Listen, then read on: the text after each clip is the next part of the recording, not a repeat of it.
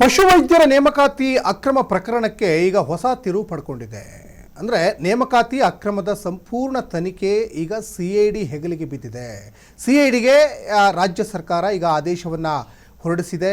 ಒಂದು ಕಡೆ ಈಗ CBIಗೆ ನೀಡಬೇಕು ಅಂತ BJP ನಾಯಕರು ಪಟ್ಟನ್ನು ಹಿಡಿದಿದ್ರು. ಆ ನಿಟ್ಟಿನಲ್ಲಿ ಈ ಒಂದು ತನಿಖಾ ಹಂತ ಮುಂದಿನ ದಿನಗಳಲ್ಲಿ ಯಾವ ಪರಿಣಾಮವನ್ನು ಬೀರ್ಬೋದು ಅಂತ, ಯಾಕಂದರೆ ನಡೀತಾ ಇರುವಂಥ ಅನೇಕ ಪರೀಕ್ಷೆಗಳಲ್ಲಿ ಸಾಕಷ್ಟು ಅಕ್ರಮಗಳು ನಡೀತಾ ಇದ್ದವು. ಬರೀ ನೀಟ್ ವಿಚಾರ ಅಷ್ಟೇ ಅಲ್ಲ ನೋಡಿ, ಪಶುವೈದ್ಯರ ನೇಮಕಾತಿ ವಿಚಾರದಲ್ಲೂ ಅಕ್ರಮ ನಡೆದಿದೆ. ನೇಮಕಾತಿ ಅಕ್ರಮದ ಸಂಪೂರ್ಣ ತನಿಖೆ ಈಗ CID ಹೆಗಲಿಗೆ ಬಿದ್ದಿದೆ. CIDಗೆ ಆದೇಶವನ್ನು ಈಗ ರಾಜ್ಯ ಸರ್ಕಾರ ಮಾಡಿ ಆದೇಶವನ್ನು ಹೊರಡಿಸಿದೆ ಅನ್ನುವಂಥದ್ದು ಗೊತ್ತಾಗ್ತಾ ಇದೆ. CBIಗೆ ನೀಡಬೇಕು ಅಂತ BJP ನಾಯಕರು ಬಿಗಿಪಟ್ಟನ್ನು ಹಿಡಿದಿದ್ದಾರೆ. ಅಕ್ರಮ ನೇಮಕಾತಿ ಪ್ರಶ್ನಿಸುವಂತೆ ಮನವಿ ಕೂಡ ಮಾಡಲಾಗಿತ್ತು. ಆ ನಿಟ್ಟಿನಲ್ಲಿ ಈಗ ಅದು CIDಗೆ ಒಪ್ಪಿಸಿದೆ ರಾಜ್ಯ ಸರ್ಕಾರ. BJP ಹೋರಾಟದ ಬೆನ್ನಲ್ಲೇ CIDಗೆ ಕೇಸ್ ಹಸ್ತಾಂತರ ಆಗಿದೆ ಪಶು ವೈದ್ಯರ ನೇಮಕಾತಿ ವಿಚಾರದಲ್ಲಿ. ಯಾಕಂದರೆ ಒಂದು ಹುದ್ದೆಗೆ 80 ಲಕ್ಷದಿಂದ 1 ಕೋಟಿ ರೂಪಾಯಿ ಅನ್ನುವಂಥ ವಿಚಾರ ದೊಡ್ಡ ಮಟ್ಟದಲ್ಲಿ ಪ್ರಸ್ತಾಪ ಆಗಿತ್ತು.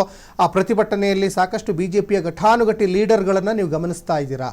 ಅಲ್ಲಿ ಛಲವಾದಿ ನಾರಾಯಣ ಸ್ವಾಮಿ ಇರ್ಬೋದು, ಅಥವಾ BJP ರಾಜ್ಯಾಧ್ಯಕ್ಷ BY ವಿಜಯೇಂದ್ರ ಸೇರಿದಂತೆ ಸಾಕಷ್ಟು ಜನ ಇವಾಗ ಒಂದು ಕಡೆ ಸರ್ಕಾರಕ್ಕೂ ಧಿಕ್ಕಾರ ಕೂಗ್ತಾ ಇದ್ದಾರೆ. ಜೊತೆಗೆ ಈ ನೇಮಕಾತಿಯ ಈ ಒಂದು ಮಂಡಳಿ ಏನಿರುತ್ತಲ್ಲ, ಅವರಿಗೂ ಒಂದಿಷ್ಟು ಆಕ್ರೋಶಭರಿತವಾದಂಥ ಮಾತುಗಳು ಕೇಳಿ ಬರ್ತಾ ಇದ್ದಾವೆ. ಇವತ್ತು ಸಾಕಷ್ಟು ಸ್ಪರ್ಧಾತ್ಮಕ ಪರೀಕ್ಷೆಗಳು ನಡೀತಾ ಇದ್ದಾವೆ. ಸಾಕಷ್ಟು ಜನ ನ್ಯಾಯಯುತವಾಗಿ ಕಷ್ಟಪಟ್ಟು ಓದಿ ಪರೀಕ್ಷೆಯನ್ನು ಬರಿತಾ ಇರ್ತಾರಲ್ಲ, ಈಗ ಅಲ್ಲಿ ಕೆಲವೊಂದಿಷ್ಟು ಜನ ಅಕ್ರಮವಾಗಿ ಎಕ್ಸಾಮ್ ಬರೆದಿರ್ತಾರೆ. ಕೆಲವೊಂದಿಷ್ಟು ಜನ ಮಾಡುವ ಎಡವಟ್ಟುಗಳಿಂದ ಮರುಪರೀಕ್ಷೆಯನ್ನು ಮಾಡಲಿಕ್ಕೆ ಹೋದಂಥ ಸಂದರ್ಭದಲ್ಲಿ ಸಾಕಷ್ಟು ಆತ್ಮಹತ್ಯೆ ದಾರಿಯನ್ನು ಹಿಡಿತಾ ಇದ್ದಾರೆ, ವಿಶ್ವಾಸಗಳನ್ನು ಕಳ್ಕೊಳ್ತಾ ಇದ್ದಾರೆ.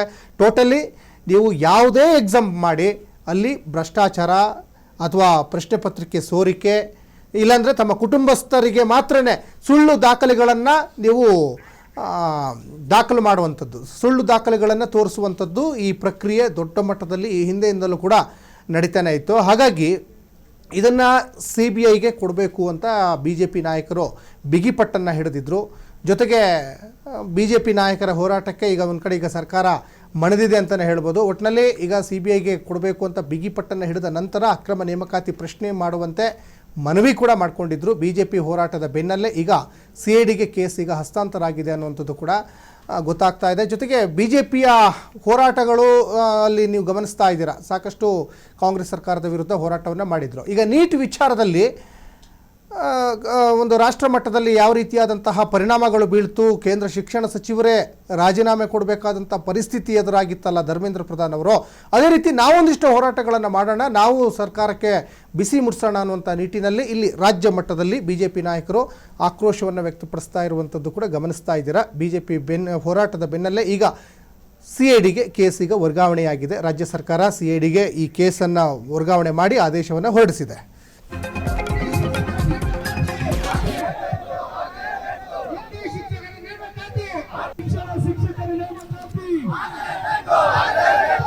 ಶಿಕ್ಷಕರ